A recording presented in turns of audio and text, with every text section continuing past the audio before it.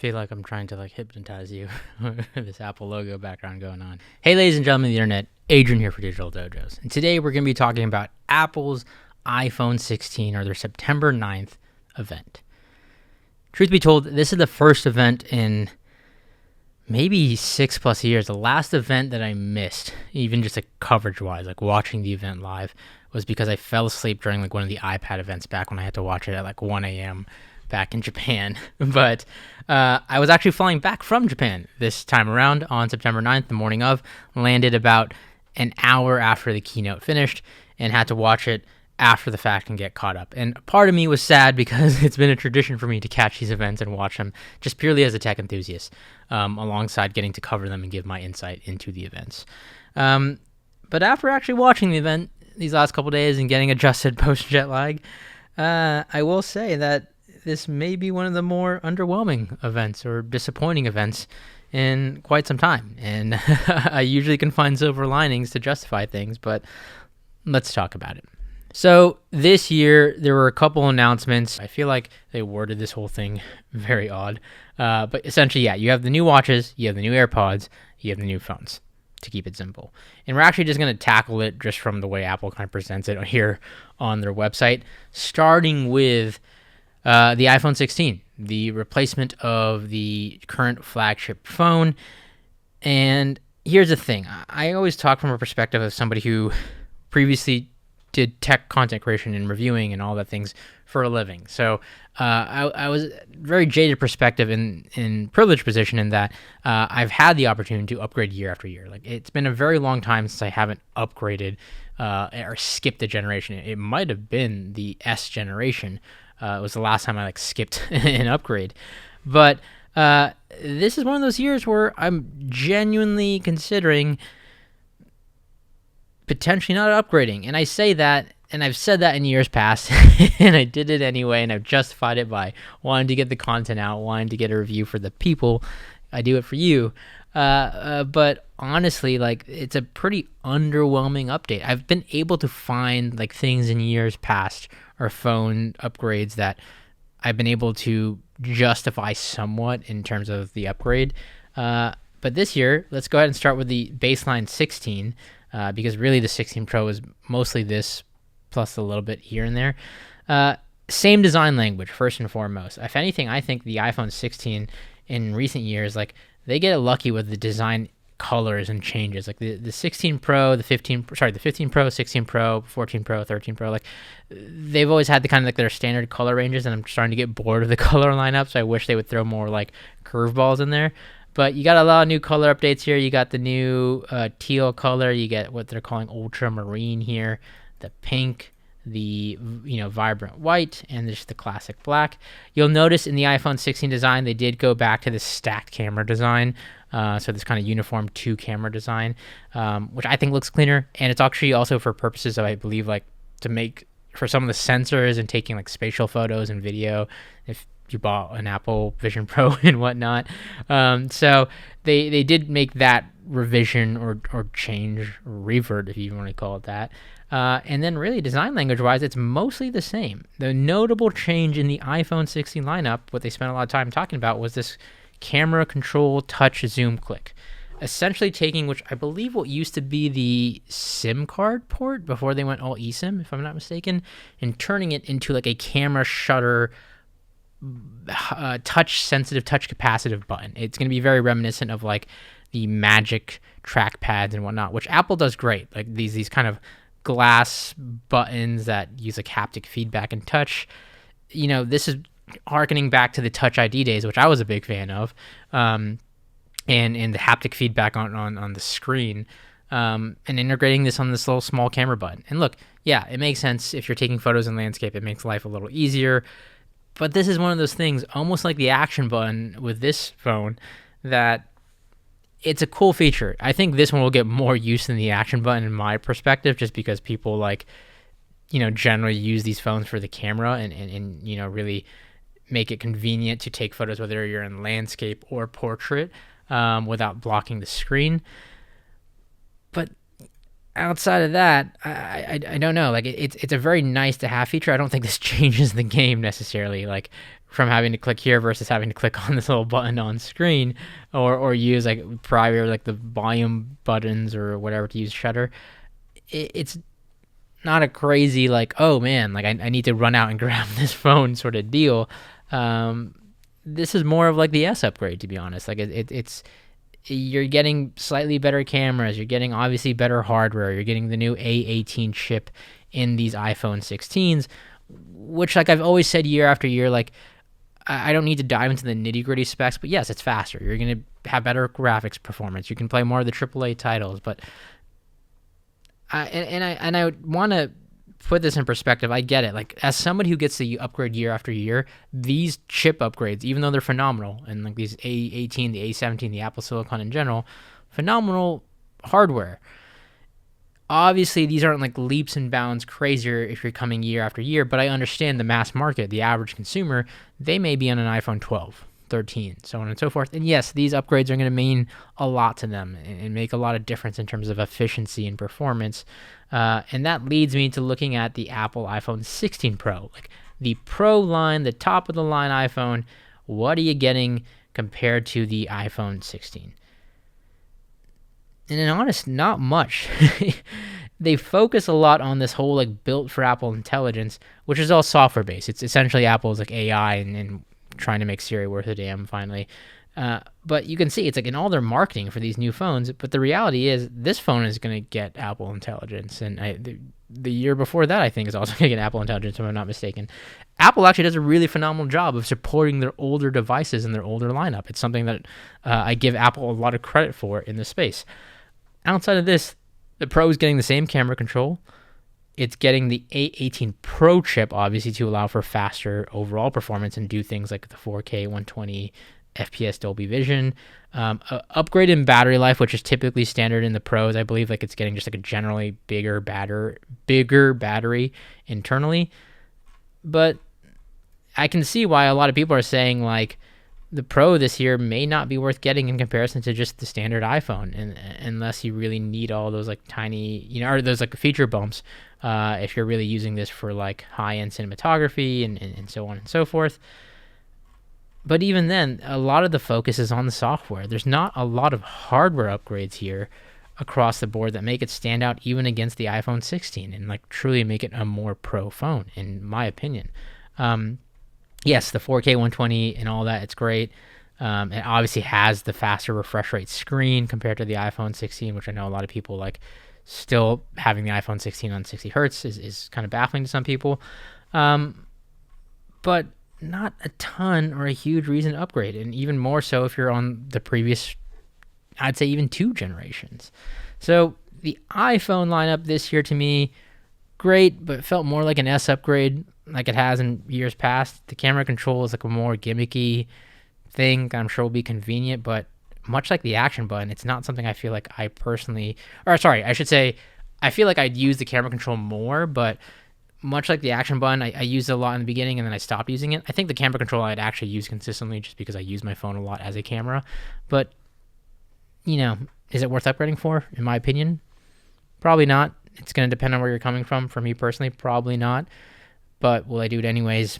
Stay tuned and see.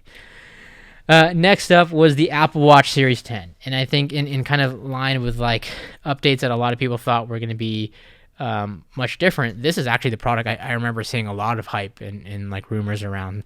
And this Series 10 upgrade, a lot of people thought we're going to see an entirely new design language for the Apple Watch on this kind of 10th generation of product. Magnetic clasps and easy, design for the strap system, a more square design potentially, and we got pretty much the exact same design language shrunken down to make a little thinner and a more easier on the wrist. And as somebody who's just a fan of watches in general, it is always cool to see them like the marvel that they can fit into like modern day watches or a smartwatch and pack into this tiny casing. Even more so with the smart displays, it's great to see to the way they were able to shrink a lot of this size here and then include this new display. So you can see here the Series 7, 8, 9 compared to the Series 10. Obviously a much noticeable difference. But the big thing they were touting is the OLED widescreen display, the biggest OLED display they've done on the Apple Watch to make it more curved, the bezel's longer so you can kind of see from different angles, which is actually very important for something like a watch that you're wearing on your wrists. But you'll notice here they compared it on their website to the Series 3, 5, 4, 5, 6, and not much to anything beyond that, because especially if you compare it to the 7 or 8 or previous generations in the last couple of years, it's a very minimal difference, to be honest. So as much hype as they're giving this widescreen OLED display, again, it's nice to see. Nice new colorway with a jet gloss black, and the move to this titanium material, which I'm a big fan of, especially the way they were able to polish and paint some of these. It's a nice upgrade, and I think it's the Apple Watch is the Apple Watch. Like, this will be the flagship Apple Watch to get, and I'm not complaining about the price point or what it does, because as a product, like, Apple is still the king in smartwatches, in my opinion. We're hoping to see a lot more with the 10th generation release, but maybe Apple doesn't really need to change what works for them so classically, and they just made it thinner, and that will be enough for them to move a lot of units. The Apple Watch Ultra 2 is pretty much all in the same as the Apple Watch Ultra. You got the new stunning black titanium case, which a lot of people are saying is a big, potential selling point for them, for a lot of people who wanted the black option, and more power to you. But outside of that, it doesn't really give you much more connectivity or feature set that the Apple Watch Ultra didn't give you. So this is pretty much just a repackaging, and they called it the Ultra 2. I don't even think it has drastically more battery life, any new notable sensors, if I'm not mistaken. So yeah, disappointing upgrade in that line, or that aspect. The AirPods Pro 2s, the AirPods 4, the AirPods Max were the next upgrades that they talked about in terms of their headphone lineup. And this is the first product that we saw actually got an all new design integration, and in a more all-day comfort fit that is designed to be more fitting for the average user. So your AirPods, are now slightly different in their kind of design language compared to previous generations. And now they come in 2 tiers. So you can get the standard AirPods 4 for $130, great entryway for these great, convenient headphones. And then you can pay an additional $50 to upgrade to the ANC version, or the active noise canceling version of the standard AirPods, at $179. But at that point, if you're paying for $179 because you want that noise canceling features, honestly, you might just consider at that point the AirPods Pro 2. The only reason you might not want these is if you're not a fan of actual in-ear headphones, because these do use that silicone tip.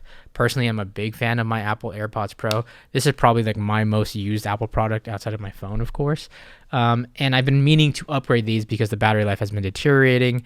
The AirPods Pro 2 case are going to be USB-C, which they've updated the previous AirPods to. So it's just going to make life overall easier, and you get this slightly upgraded, internals and performance out of the AirPods Pro 2. Not to mention, this is a big thing they touch on, these are now clinical grade hearing aids that can be used by people. And if you have never heard or seen or had to deal with the cost of hearing aids for anybody in your life, these are actually a very cost-effective solution, in my opinion. So it's really cool to see that these are clinical grade hearing aids at this point with the Apple AirPods Pro 2. And honestly, if there's one product that was announced a couple days ago that I will be picking up for sure, it's going to be these. It's going to be a no-brainer for me. The last product that was announced as an upgrade, and barely at that, and maybe why they put it at the bottom of this list on their website, it was the AirPods Maxes. This update was so minimal, they're not even trying to get away with calling these AirPod Maxes 2.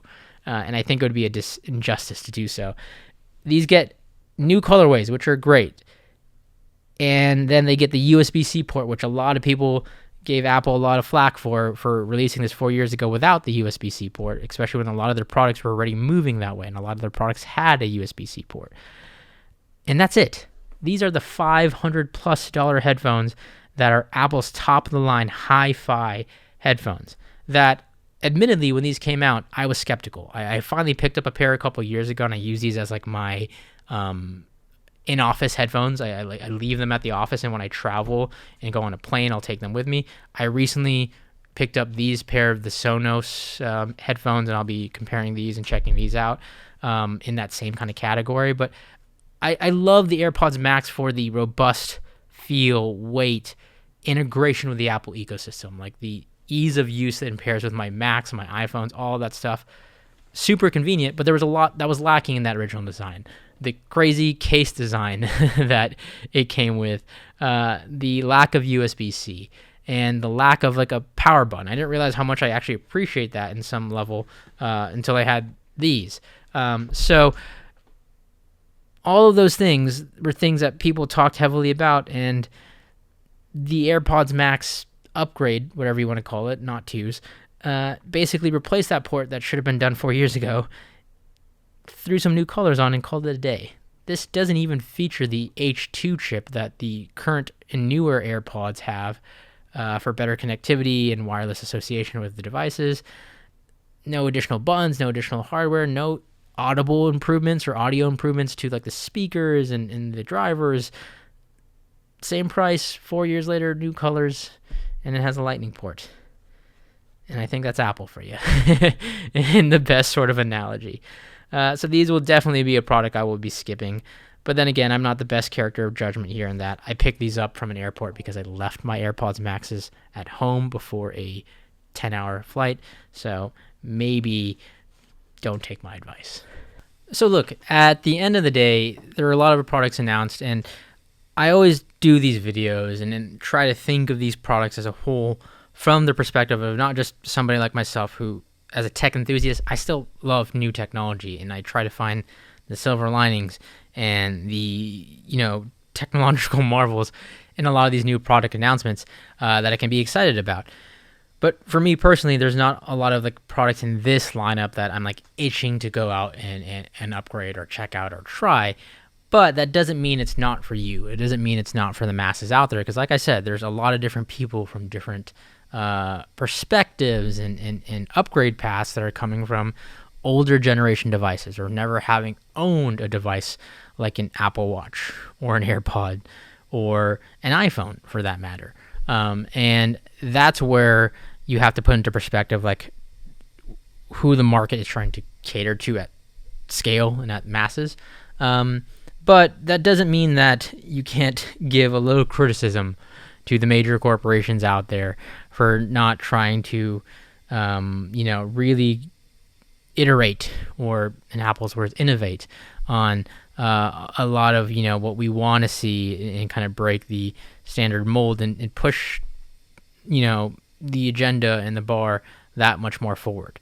Apple in years past has been a trendsetter in kind of changing the game and doing things in a non-conventional way when they feel is appropriate, whether it's removing the headphone jack from phones, removing any buttons at all on the home screen, and all these little different things that whether if they did it first, they may have done it in a better implementation or the best version of it or a refined version of it. And every year with things like the phone, I think, maybe the year after, is we're really going to see something new, really see something different. But honestly, I do think as great as hardware is getting, and I know there's laws of diminishing return in some aspects, I think we're moving more to a world in technology where the feature sets and the selling points are going to be on software. And that's a little harder to make and sell, but you're seeing it in all the Apple Intelligence advertisements and all the, iPhone 16's built for Apple Intelligence and all these different things. Even though that's a very hard thing to market, because the thing about software is with a company like Apple, they can make it backwards compatible for a lot of their older phones and make it work. So it's not as much of a selling feature as like the new fancy button or the new fancy colorway of an iPhone or what it may be. But I do think a lot of the future of selling these flagship phones and newer products is going to be in the software features. And that's where it's going to feel more like a new phone or more like a new device. And I know popular YouTubers like Marquez Brownlee, MKBHD talked about this. This is one of the first releases where they were hyping up a lot of the software features, but the actual hardware that's going to ship with the iPhone 16, the actual OS that's going to ship, isn't even going to have those features just yet. Like those features are going to be coming out later in the months to come, and it's not going to feel as new at launch. And I know that sounds weird, but I think that matters a lot when you're getting a new device and that overall experience that you have with it. So yes, I didn't talk much about Apple Intelligence and all the crazy AI stuff and all the stuff they're trying to do to make your phone more, you know, of a companion and understand your habits and your routines and jump on this kind of AI boat. And I think in time and with the acceleration of that technology that we're already seeing across the board, yeah, it's going to play a huge part in our day-to-day devices and how we use things like these kind of supercomputers that we have in our pockets and only make them better. And I'm all for, that version of a future. But right now, it's not the selling point for me to go and buy a new phone. Will there be a point where AI and all this stuff advances so much that you're going to need to only be on that new chip and you're going to need the new fancy hardware to run that? Yes, there's going to be that point at some point. But right now, I think in terms of the hardware, nothing crazy exciting in my opinion, but there's a promise of what the software could look like. But like many people say, like you can't bank on the promise of what will be. You got to buy for what is. And with that in mind, those are my thoughts on Apple's iPhone 16 event. I would love to hear your thoughts, opinions, comments. Leave them down below. And as always, hope you enjoyed, and thanks for watching.